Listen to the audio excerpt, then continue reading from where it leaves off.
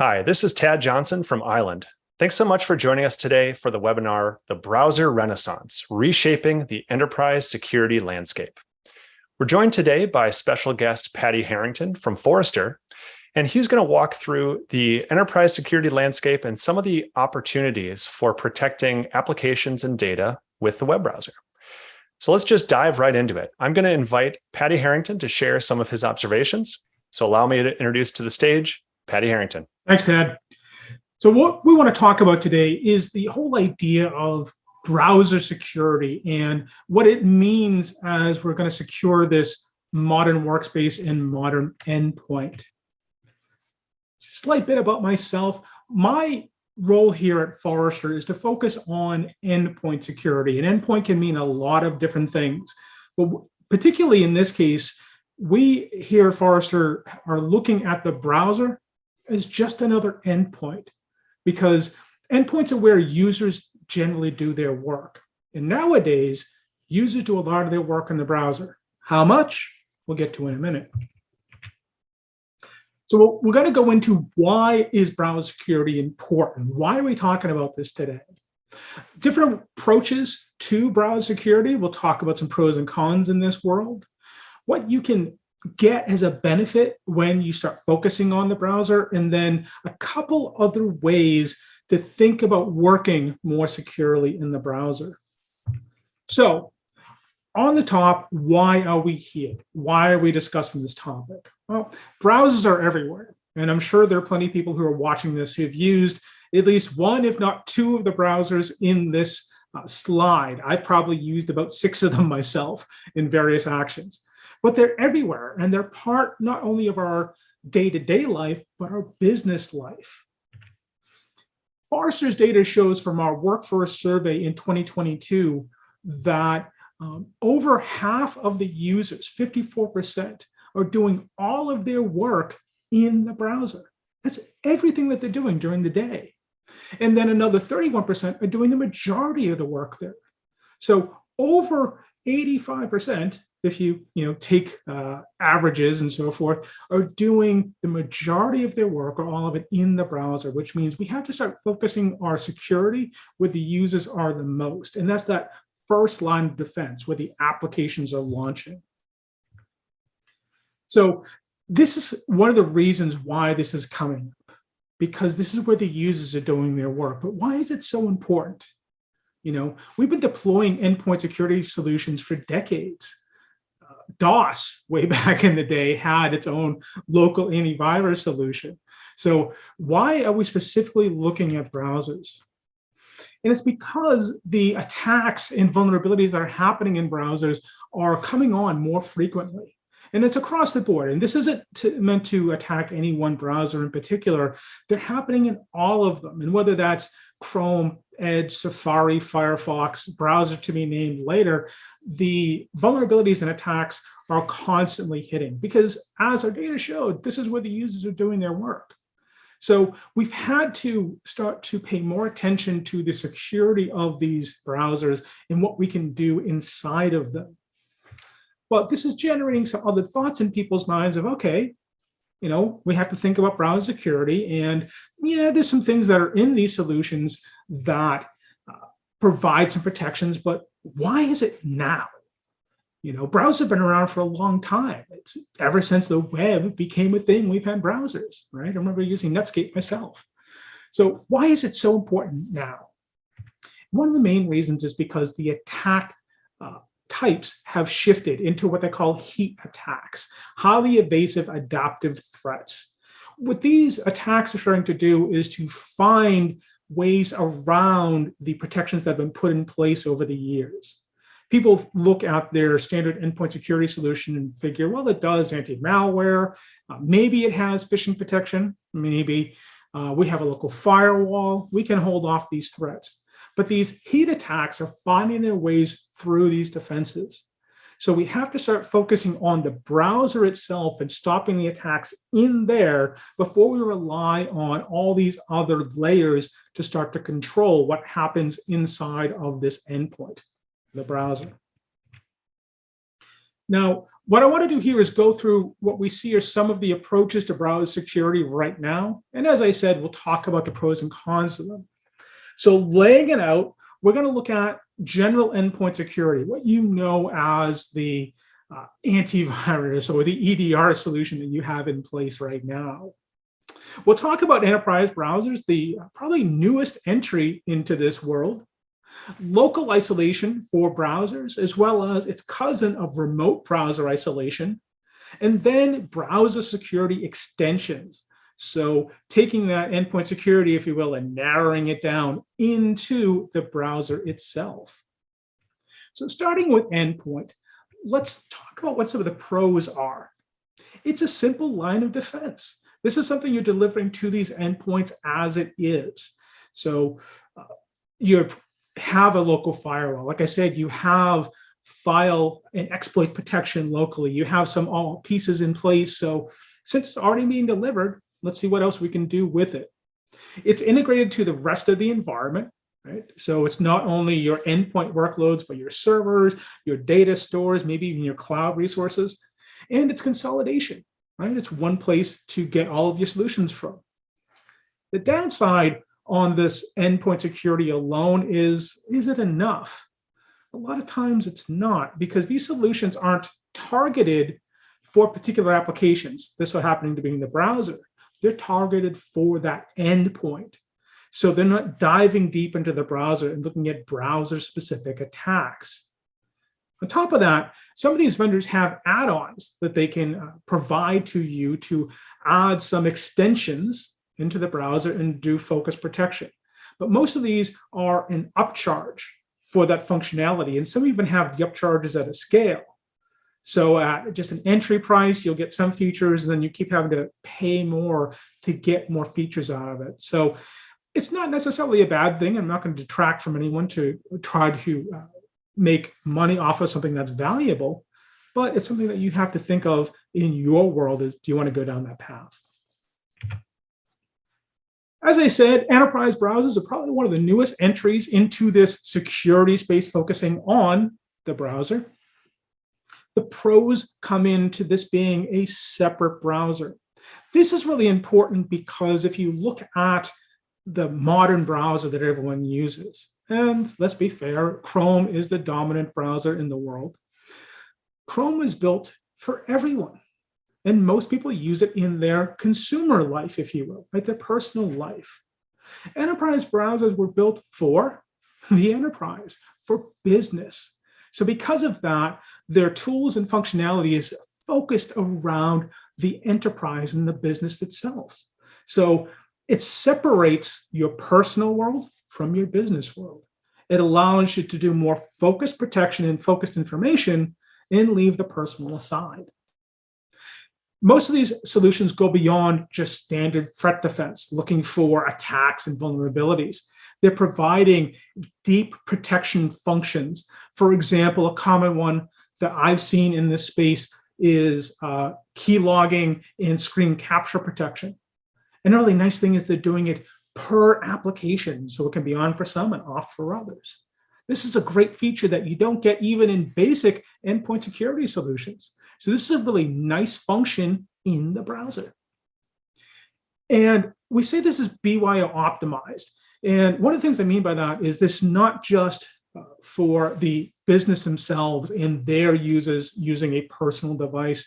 It's other people coming in and using the browser and getting these applications. Enterprise browsers can replace a business having to spend so much time and effort managing that personal, or we'll say unmanaged endpoint, and then they can focus specifically on just the browser, this endpoint, and do all the protection there.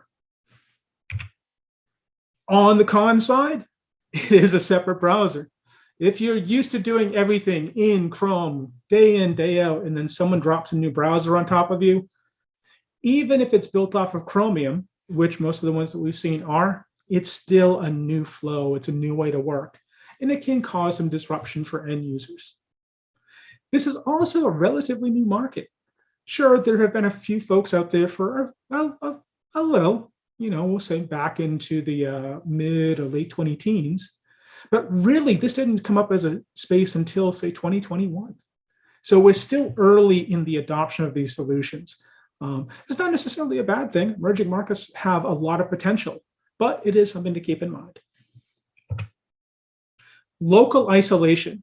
This is running, in this case, the browser, we'll say applications within a micro or small VM on the endpoint itself. So some of the benefits of this is the browser has no direct footprint, if you will, no write capabilities into the OS. And these solutions will also include threat defense solutions. So malware prevention, exploit prevention into the browser itself, doing data control. There's a lot of nice features and functions that come with isolating the browser and running it locally.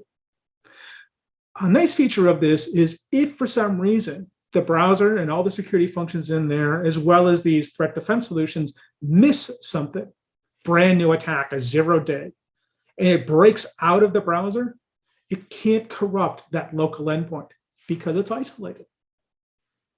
This is also a way that a business can segment particular applications into this local isolation and not allow it to either run on that endpoint, so maybe questionable apps and doing some app development, or a really sensitive application. And they want to ensure that no external applications can get access to that data, or that data can't be carried out and put onto a local system. So isolation has some strong points there. Some weak points, it's horsepower. This is a local VM. Now it may be a micro VM, so a bit smaller, but it's still a virtual machine running on that endpoint. So it's going to take up a lot more CPU and a lot more memory. On top of that, we've seen interoperability issues. So if these applications you're running in this local isolation need different viewers, those have to be brought into that isolation environment.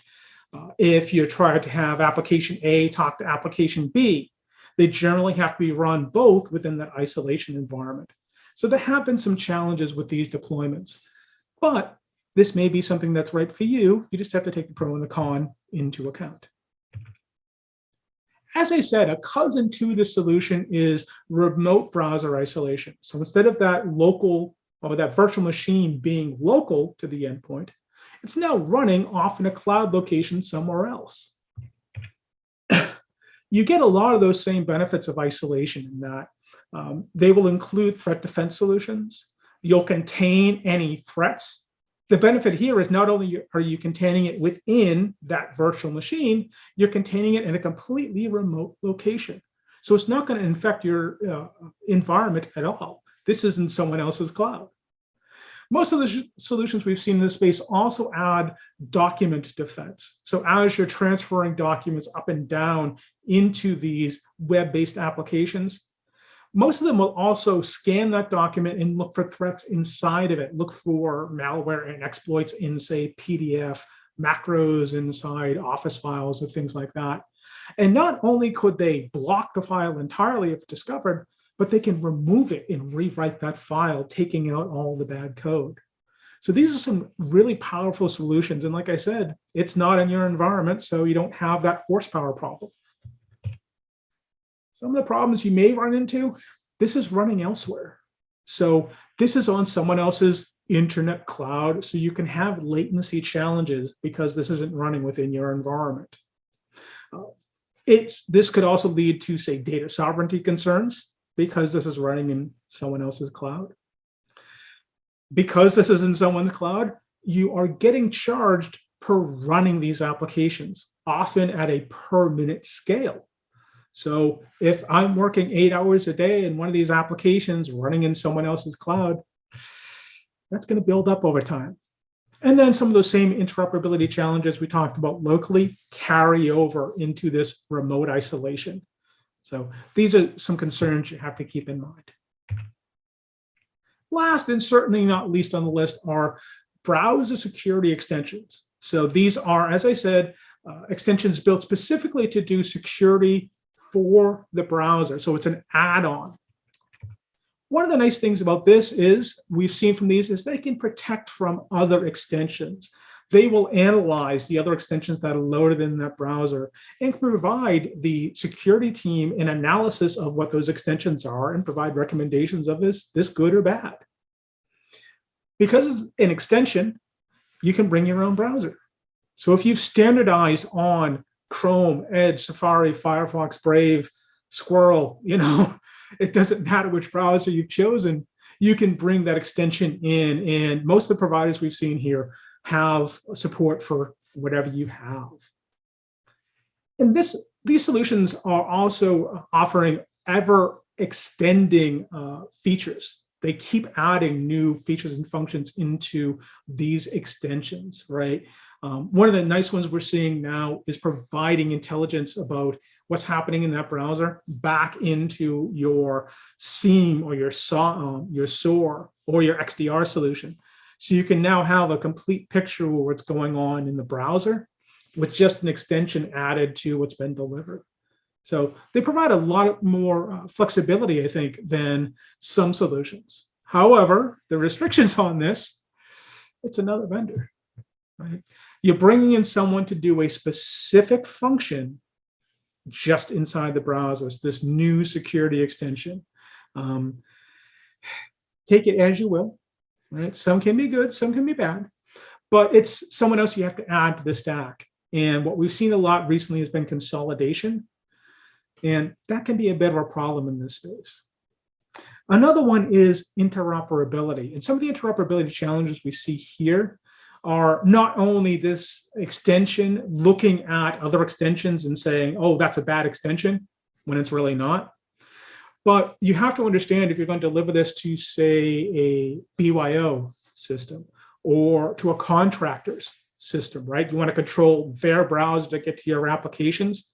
This could be stepping on other extensions in these browsers that you're delivering to. So you can have a lot of problems just by adding a browser extension to someone else's workspace and cause a lot of problems. So these are just some top level pros and cons of all these solutions. And we could spend hours talking about these. But when we start focusing on securing this modern endpoint, securing the browser, let's talk about some of the benefits that we can get out of it. One of them is, as we've moved into this world of anywhere work, and it truly is that, it's anywhere. We all remember we have to work remote, but now it's this flexibility of working wherever the business needs us to be, in the office, at home, coffee shop, while you're out visiting family. With that, and if we focus on that last mile, the browser, then wherever I'm working, I can ensure that safety follows me. And maybe I don't necessarily have to take a device with me. I can go on someone else's system, download a browser, connect to a remote browser isolation solution, right? I have choices of where I can control that endpoint and ensure that the applications are delivered to this user within a controlled manner. All of my security practices follow that. And I have that peace of mind of reporting coming back to me to say, I know what's going on with that user wherever they are. Another benefit, and I touched on this a little bit, is contractor access. One of the things here that we don't talk about a lot is, as we're shifting to web applications and we're trying to secure that browser for them, what do we do for those endpoints that are managed by themselves? They have their own endpoint security. They have their own software, their own browser solutions. How do I ensure the secure delivery of my apps to these people where I can't control that endpoint? If we think of BYO in an anywhere work scenario, most of these users work for me as a company. So I have some control and say of what happens on their endpoint. But a contractor, I can't control their endpoint. But if I can give them a secure browser solution, however I choose to deliver that, now I don't have to control the endpoint. I just control that browser and I secure that browser. Contract ends, or that contractor themselves moves on and someone else takes over the workloads, shut off access to that browser, and they can no longer get to that data. I don't have to reclaim a physical PC. I don't have to shut off cloud workloads for them somewhere. I just shut off their access to a browser. And now I've added that control, and I've ensured that all of their work is done through a secure function. Another benefit in this space comes in the world of virtual desktop infrastructure, also known as VDI. I have probably deployed thousands of these environments over my career, and they're great for what they do. I'm not going to detract from VDI. I think it's a powerful solution. But there's a key word in there that we have to talk about, and that's power. Back when all of the applications we dealt with in business were delivered on a desktop, and let's face it, it was primarily Windows, we needed the horsepower to do that in a centralized location. But that's all changed. As our data showed, so many of the users do their work inside of a browser. So that workload has moved from the endpoint, the physical endpoint, or in this case, a virtual one, into web application servers and cloud workloads. So I don't need a powerful endpoint to run an application anymore. I just need a browser. So if I can move my applications into browser-based solutions, then I don't need as large of a VDI footprint. Now, maybe there are some applications you still need to deliver through these virtual desktops. And whether that's on premises, in cloud, or using a DaaS solution, there's still flexibility there. But you can reduce these large-scale VDI deployments and get them down to these focused use cases for particular applications, and then deliver those and everything else within a secured endpoint, that being the browser. So you get some cost benefit back on these workloads. Now, two more ways that we can think about working more secure within the browser. And in truth, this really applies to everything. But first is training. I think everyone here is safe to say, especially if you're watching this webinar, we live in a browser, right? And whether it's a personal life or a work life, we spend a whole lot of time there. But have we been trained to how to stay safe in that browser? Unless you do this stuff for a living, more than likely you haven't. And Forrester's data reflects that. So this is that workforce survey we talked about from 2020. And the users responded. So these are end users saying that 28% received training on how to stay safe at work, and 24%, even lower, of how to stay safe working outside the office. So users aren't getting the proper training of how to stay safe, and especially in the browser, where we're so used to going to wherever we want to with social networks and shopping and all these things that we do in the browser nowadays. We just take that mindset and translate it into work. And sometimes maybe we click on things we shouldn't. We download or upload stuff we don't think about. We just get on with it. Well, training needs to happen so that we understand how to work safer and how to behave safer inside of a browser. And that will cut down on some of the security challenges maybe that we're running into. Secondly, we have to continue to take this zero trust approach. One of the things about zero trust means don't trust anything. Anything is the key. We focus a lot on the user and identifying the user and making sure the user can't get to different workloads. But if we apply that to the endpoint, and in this case, the endpoint being the browser, and ensure, is that endpoint secure when it's connecting to my application resources? So is my browser secure? Then we're taking that zero trust principle and applying it to everything. So does it have that security extension? Are we using endpoint security that has a browser focus? Am I in an enterprise browser or local isolation before I connect to that web app? If I do all those checks, I'm applying zero trust principles, and we ensure that everything we do in this space is much more secure. So I thank you for your time, and I'm going to pass it back to Tad.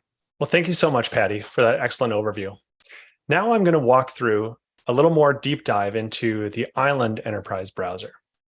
So as Patty mentioned, this is a relatively new market. We started developing this back in 2020. And we started with a simple question. Since we were all using the browser for most of our work most of the time, but as Patty mentioned, most of us are using the same browser that's designed for consumers. We asked, what if the browser was designed from the beginning for the enterprise? But knowing that there's a lot of great things about modern web browsers that we all are used to, we didn't want to completely start from scratch. So what we did instead is we took the best parts of the consumer browser. We built the enterprise browser using Chromium. That's the rendering engine or the browser engine that powers Chrome, Edge, Brave, Opera, and dozens of other browsers. And so what that means is that from a user experience, from a compatibility experience, from drawing on the huge library of browser extensions that work with Chromium, all of these great features and capabilities come along with the enterprise browser.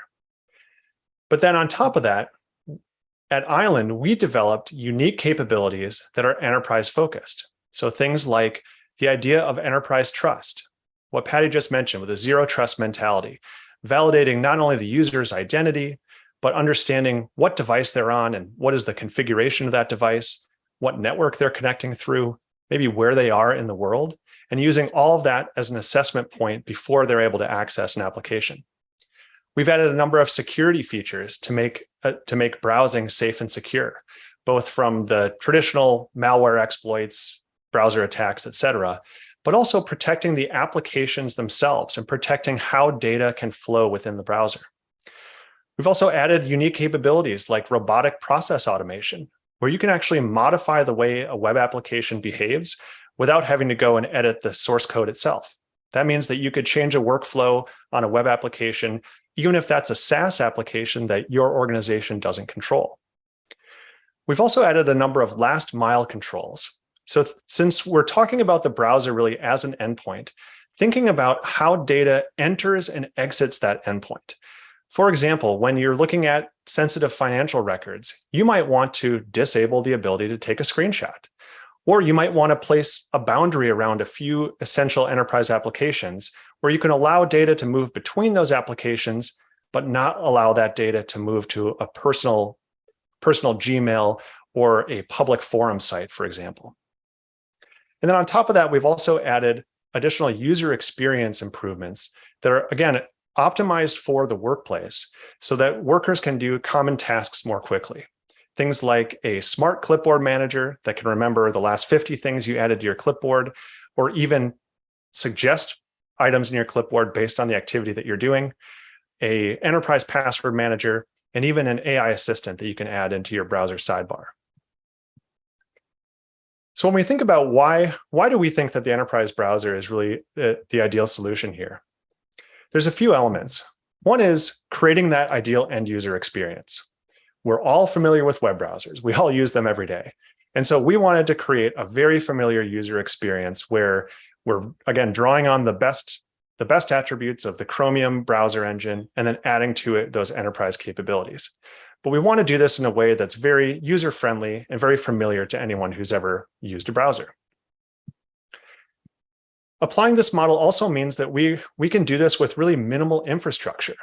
So Patty mentioned the idea of remote browser isolation, where you're adding a fairly high amount of infrastructure in someone else's cloud, or local virtualization, where you're requiring that local endpoint to do a lot more of the heavy lifting to create a virtualization environment. The great thing with Island, because it's just a native browser, is that it's really minimal in terms of its resource requirements. As long as you have a device, whether that's a laptop, a desktop, a mobile device, and as long as you can get out to the internet, then you can use the enterprise browser. It's also available everywhere. So this can be used, as Patty mentioned, with BYOD, with contractors, really anywhere that you can install a browser. And I'll talk more about that in a moment. We have those advanced security controls that really try to address, again, not just the browser security threats of malware or protections from exploits, but thinking about some of the more detailed workflows. So Keylogger is a good example. Even if someone managed to get a keylogger installed on your computer, The Island Enterprise browser can defeat that keylogger by filling the key buffer with random data so that even on a compromised machine, the web engagements that are happening through Island are secure. And this is how we can offer benefits that go beyond security. Since we're asking users to adopt a new web browser, we want to create a browsing experience that's really optimized for them. So this is where we can add some of those additional productivity benefits and give them really easy access to all the tools that they need. A user just launches Island, they log in with their enterprise credentials, and then they can get access to all of their applications, even if they're not on their corporate network. So why is that important? Let's think about the worker who has to travel for work. They're at an airport, they're at a conference, they're at a hotel. Oftentimes in these situations, you're going to have limited bandwidth. And so really optimizing the experience so that we're not having to send all of our traffic out to a remote browser isolation, or having to pass all of our traffic through some kind of corporate VPN tunnel or ZTNA tunnel. This means that those users can be as productive as possible, regardless of what kind of bandwidth constraints they might have. Another example is those workers that aren't directly part of your organization, the contractors or the other staff, the third-party workers who need to engage with some of your applications, maybe for a limited amount of time, and they need access to that securely. Because it's simply a browser, you can apply a model that's very familiar. If anyone's ever used Zoom, for example, if you get a Zoom link and you don't already have Zoom installed, you can just download Zoom, launch it, and you're ready to go. We can apply the same model with Island. If someone needs access to one of your applications, they can download Island on any device that they have, log in with your enterprise credentials, and then they can get access to just the applications that they need. So why approach this as a separate browser? Well, we think that providing a separate browser really allows us to provide the optimized or tailored user experience. So instead of trying to accommodate the various range of browsers that you might deploy an extension to, by creating the Island Enterprise browser as a separate browser, we think that we can really provide the optimal user experience from beginning to end. It also makes a really easy model to differentiate your work from your personal browsing. When you're at work, you use Island and you launch all of your work applications through there. But if you want to go read the news or visit a social media site or some other personal activity, you could use Island, or you could just launch another browser and do that personal activity there. It makes it very easy to understand the clear separation between work and personal. And that idea of unmanaged devices, or BYOD, is really important as well. How can we extend this not just to the devices that are issued to you as an employee, but all those unmanaged devices or personal devices that you might want to use? So let's talk about BYOD, or bring your own device. This is something that we've been working on for decades, and I think that we've had a lot of kind of stops and starts or tension with rolling out an effective BYOD program. And why is that? Well, one of them is that it needs to be really simple for the end user themselves, who has that personal device, to do the onboarding. You don't want to have to bring in your personal device into the IT help desk in order to get it set up. So by creating the browser that's just easy to download and install, we can offer really simple self-service onboarding. The other part to think about is how we can preserve privacy and control. With a personal device, a lot of users are reluctant to give up that sense of privacy or to allow their organization to install a system-wide configuration on that device. Something like a VPN connector that's going to route all of their traffic to a centralized location. By using Island, you can offer the safe, secure, controlled access just to those work applications without making any system-wide changes to the device itself.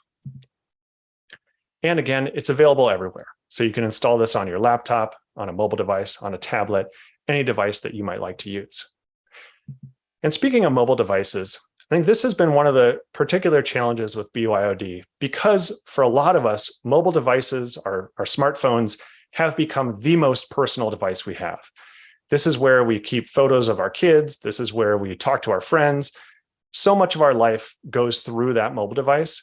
And so a lot of employees are reasonably a little reluctant to give up control of that device by installing something like an MDM profile or a system-wide VPN. And so by taking a different approach and saying you can install the Island browser on your personal device, whenever you launch that Island browser, then your then you are able to access your work activities, your work applications. When you close that app, then it's back to your personal device. And you haven't given up any of that privacy or control. Now, another example is the business process outsourcers, BPOs, or other contractors. And this has been another challenge for a long time of how to do effective policy enforcement when you don't actually manage the device they're connecting on. So here, again, by installing an enterprise browser, you get full policy enforcement for the activities that happen within the enterprise browser. And you can make that browser the only avenue to get to your applications. It's also a really good way, or a really good example of where you would want to apply last mile controls. So let's say you're working with a BPO call center and they need access to your customer records, but you don't want those customer records to be downloaded, or you don't want screenshots to be taken, or you don't want any of those other ways that data could leak out of that application. So with the enterprise browser, you can put last mile controls around those applications so that the BPO employees can be fully productive working within the application, but you can put an easy end to any kind of data leakage outside. And it makes it really easy to onboard and offboard staff. Since it's easy to install, it can be installed anywhere and has very modest system requirements. Employees can install this on their own. You just grant them the credentials to log in and access your applications. And then when their contract is over, you simply deactivate those credentials and there's nothing left on the device. By using last mile controls with the enterprise browser, you can actually make it so that no data ever leaves the browser, and you can make it a very simple way to access those applications safely. Now, Patty mentioned a couple of the alternatives, and I'll hit on this as well. When we think about contractors, one of the alternatives that a lot of organizations have used is centrally configuring and shipping out laptops that are managed to those contractors. And of course, this works. It gives you that control that you want, but it's capital intensive and it's slow.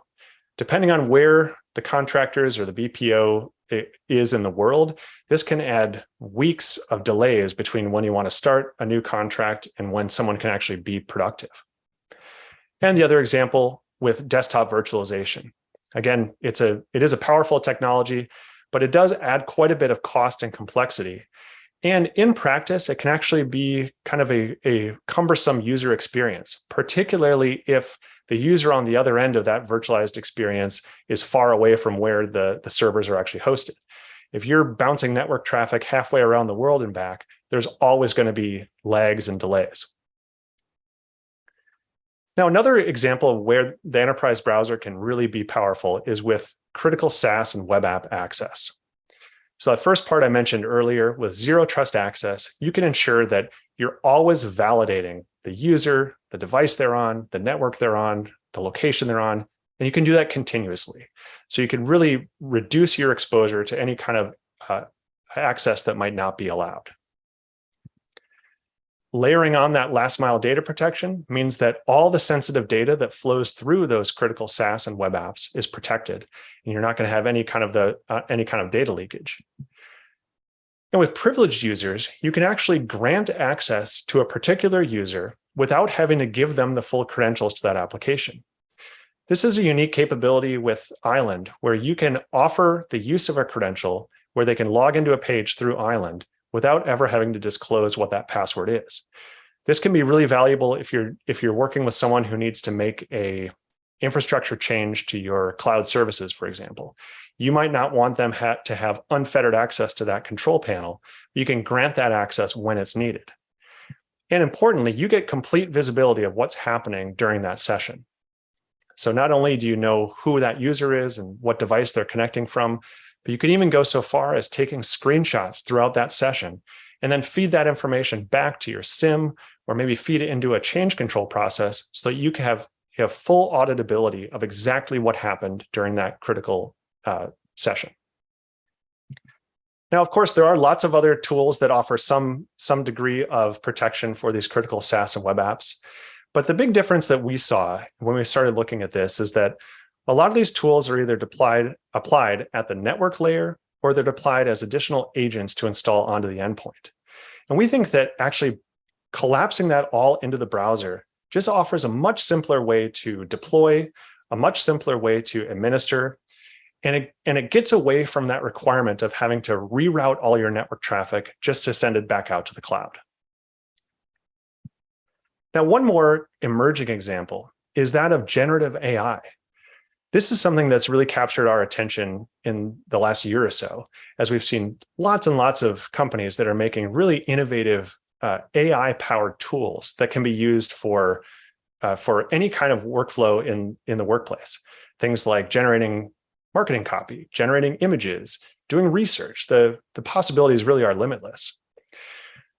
Now here, we of course want to embrace this emerging technology. I think that there's a ton of potential. The future is yet to be seen, but I think it's safe to say that we'll all be using a lot more AI-powered tools in the future.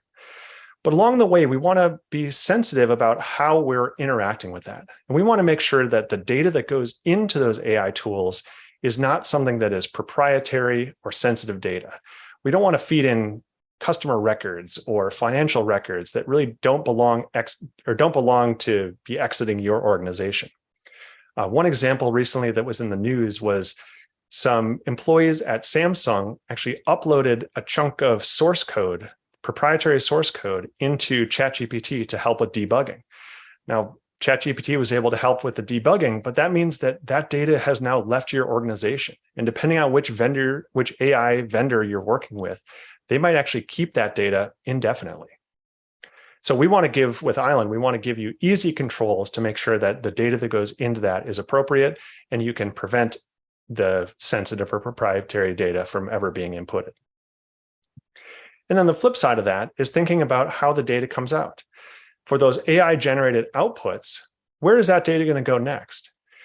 Going back to the coding example, it's entirely appropriate to use AI to help with generating code snippets, let's say. But you might not want to just simply copy and paste from the AI output into your code project. So offering additional controls around how data moves from an AI tool back into other applications makes a lot of sense. And then here again, visibility and auditing is really essential. You want to know both which users are engaging with AI tools. You might want to identify your early adopters and start working with them on how they can kind of spread the usage of AI more broadly. And you want to audit that usage. So which applications are being used. You could redirect users to your preferred AI tool. And you can even offer contextual, in-the-moment messaging or awareness to help inform and educate users about how to use AI safely.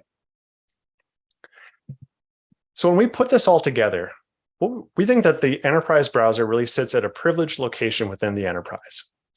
There's obviously cybersecurity benefits of protecting sensitive data and applications, of preventing external and internal threats, and collecting all that intelligence about how those applications are being used. But it's more than security. There's also a benefit for the end users themselves. They can get that immediate access to all the tools and information that they need, just logging in once with their enterprise credentials, and all their tools are now available. They can have a very productive workspace. Since 85% of them are doing most of their work in the browser, it makes sense to optimize that browser experience for the workplace. And it lends to discovery and awareness. So both identifying which applications are being used in your organization and also using the browser as a delivery vehicle for employee awareness, even for training, making sure that your employees have that two-way communication with how they're engaging with web applications safely. And then the third part is the business itself, thinking about how a business can optimize their business process, optimize the workflows within that, encouraging employee productivity and giving them tools to be more productive. And for organizations that are in regulated industries, making sure that all those audits have all the information they need to perform a satisfactory audit. So with Island, the enterprise browser, we've created a powerful enterprise platform at the center of work. We think that this is really exciting. And if you'd like to learn more, visit us at island.io. And let me say a big thank you to Patty Harrington from Forrester for joining us today, and thank all of you for joining us on this webinar.